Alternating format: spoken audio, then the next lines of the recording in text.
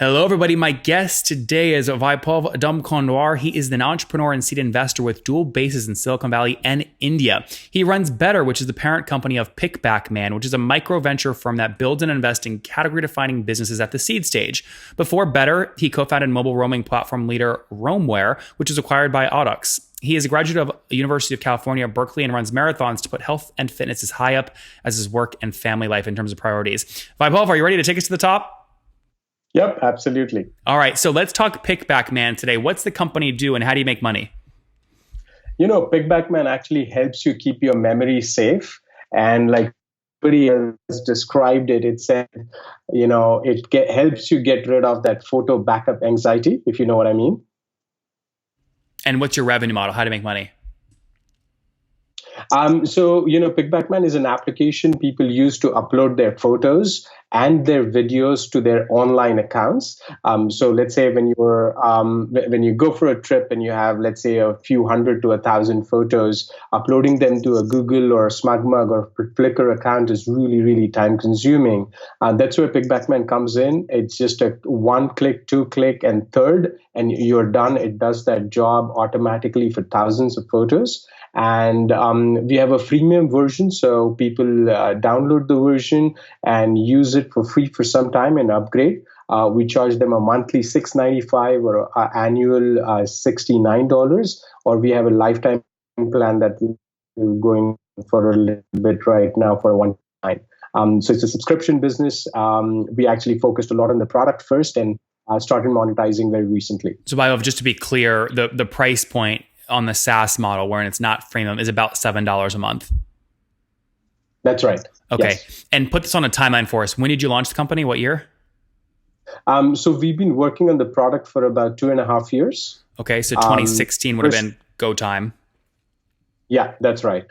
Okay. And your model is unique. There's a lot of companies now where they're led by someone who's experienced and has a lot of wisdom like yourself. You've seen a lot where you're actually sometimes buying, little side projects with a lot of traction, but no revenue, and then kind of investing and growing and turning on revenue. I mean, is this kind of how your incubator or Better Labs is working?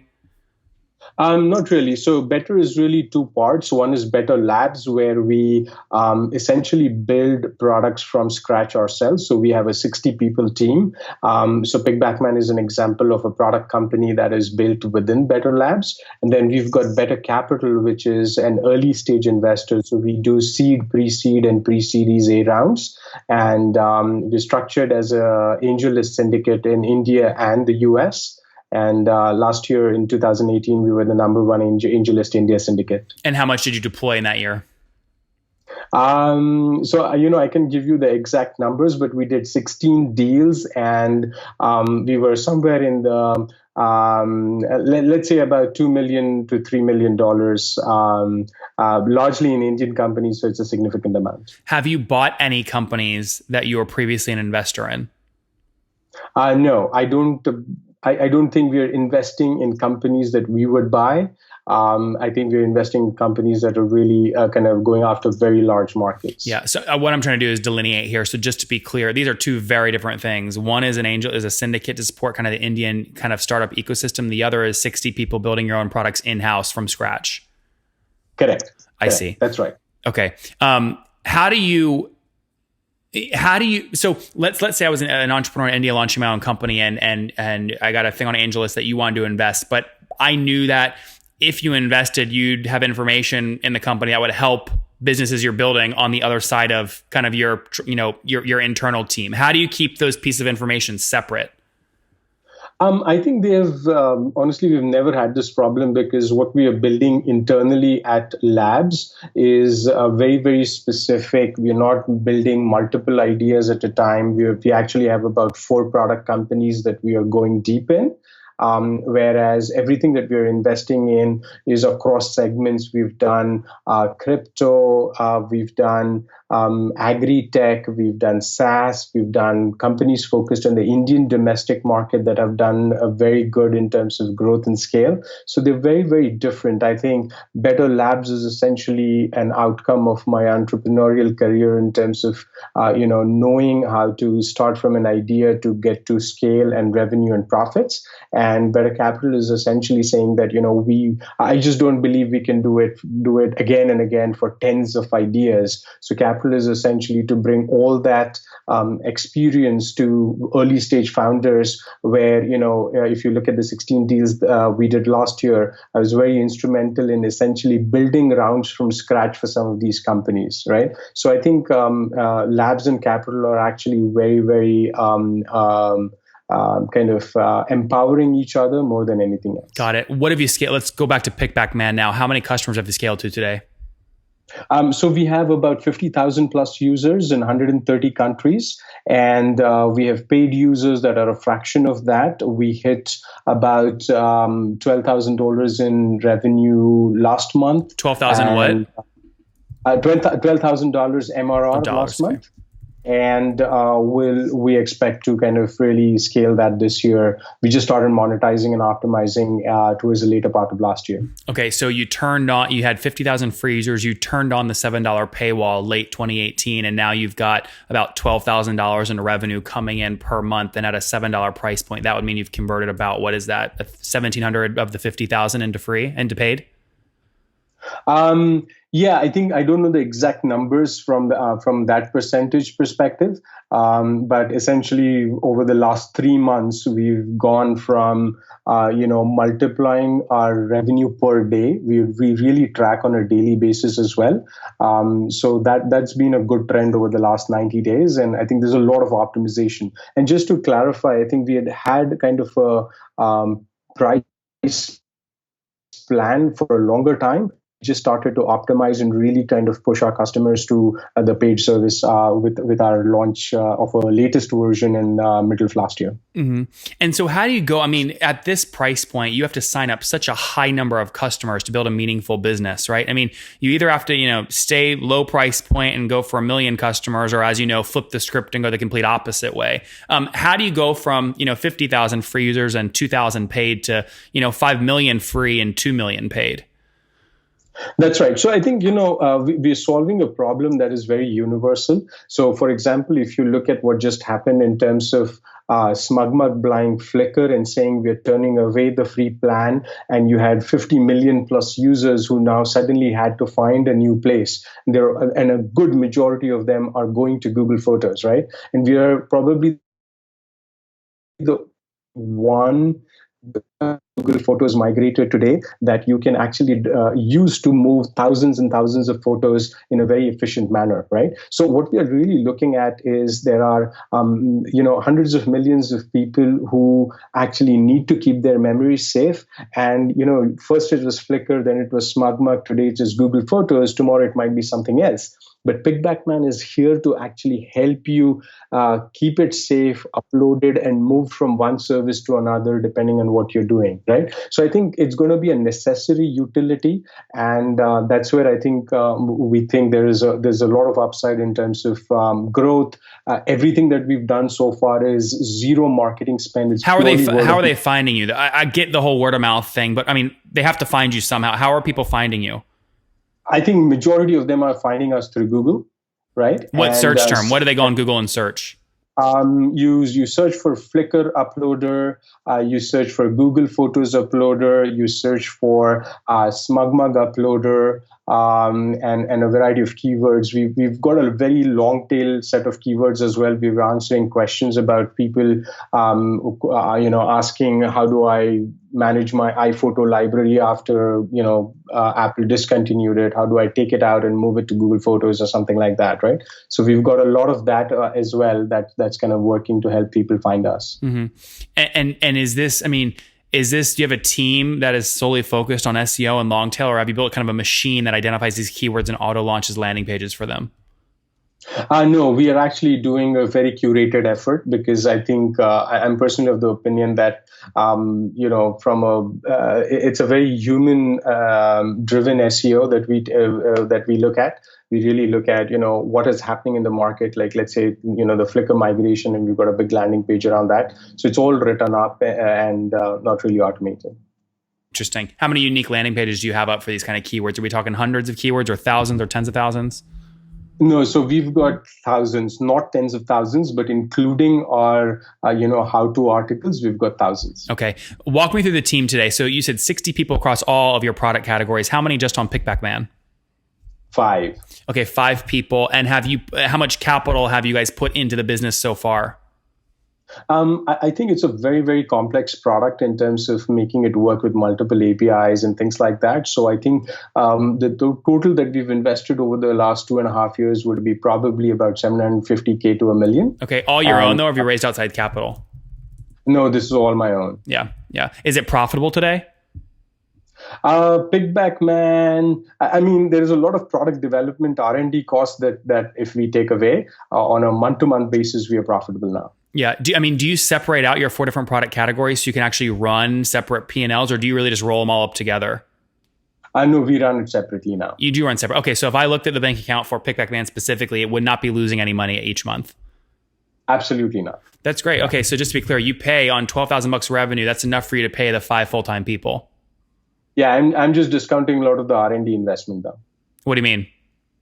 As in, what we spent before we started monetizing and making money, right? So now on a month-to-month basis, we're profitable. Yeah. Okay, yeah. Break even today. Very good. And then what about churn? Churn's critical in this kind of business. How many people that signed up for $7 a month churned? Yeah, so honestly, I don't have the exact number, but churn is not pretty right now in the sense that we have customers who are churning for a wide range of reasons that we're looking to optimize this quarter. But we also see that there will be users who will come in for specific needs like migrations and things like that. So it's a slightly different than a typical SaaS where you just want them not to churn for a certain amount of time, right? But so for example, we've had somebody who came in, who used the product, paid for it, downgraded, came back the next year, and then subscribed again. So it's sort of a different use case where we'll have this temporary churn as well.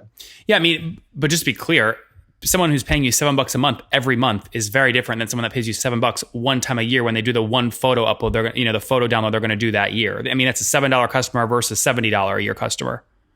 Yeah. No, absolutely. So I think majority of our customers are in the $70 thing, right? And we are seeing more annual subscriptions than monthly subscriptions now.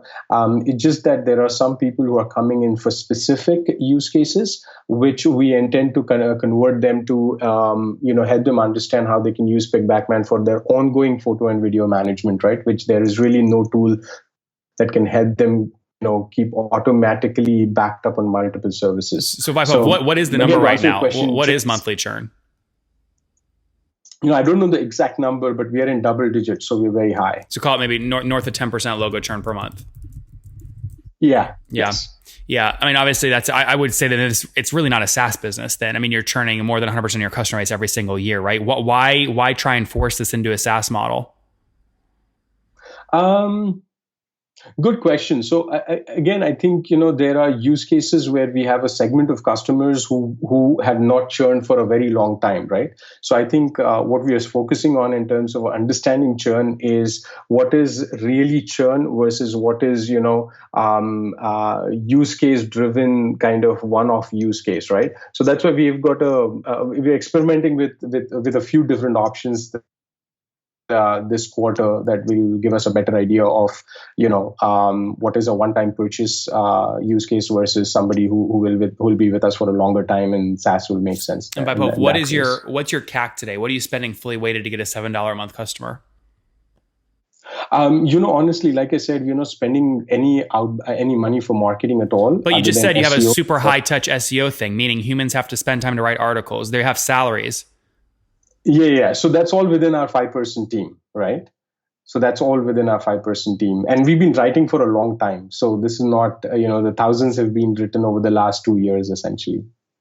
Well, no, but that doesn't mean that that's not included in your CAC. So, I mean, they're still included in your fully weighted CAC. Or do you just not calculate it? You don't have that growth engine to the point.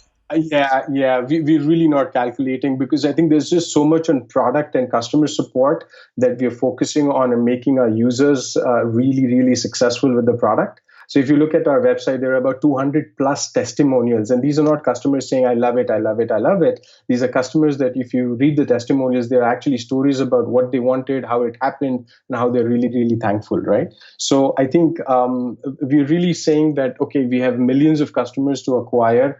Can we get the right product? Can we optimize correctly? Can we get success right?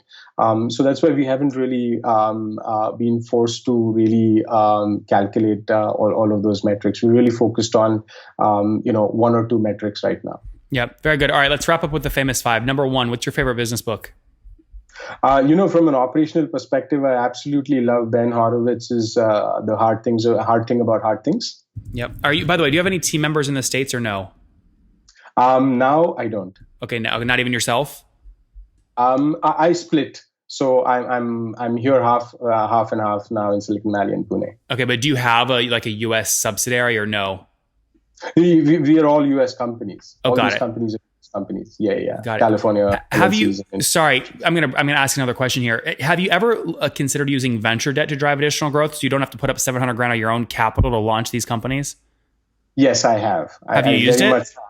No, I haven't. I haven't used it. I think for a while we've been profitable, so I didn't consider an optimized way, but we're considering now. Interesting. Have you talked to Lighter Capital?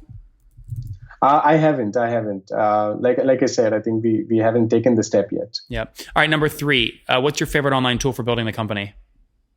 I think if I were to just name one, I think it's Gmail. It just does a lot of things for us. I skipped two. Who's your favorite CEO right now? One you're following or studying?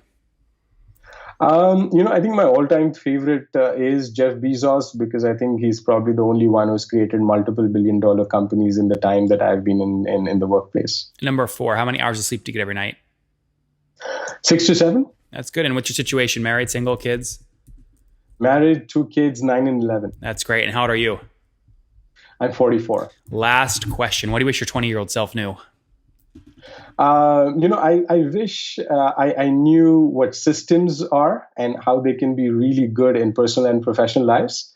I think everything that I do now is really driven by systems, and I wish I knew more about them then. Guys, systems are important. PickBackMan just passed 1,700 customers, $12,000 a month in revenue. Again, helping you upload and save and make sure you don't lose any memories. These are photos, videos when you just went on your last trip, and then you put them into Google or Flickr, wherever you put them. PickBackMan sits in the middle. They launched in 2016, charge $7 a month per customer. Their break even today, team of 5, about $750,000 into the company to date as they look to scale. Churn's a problem though at 10% logo churn per month, looking at bringing that down. Vaibhav, thanks for taking us to the top.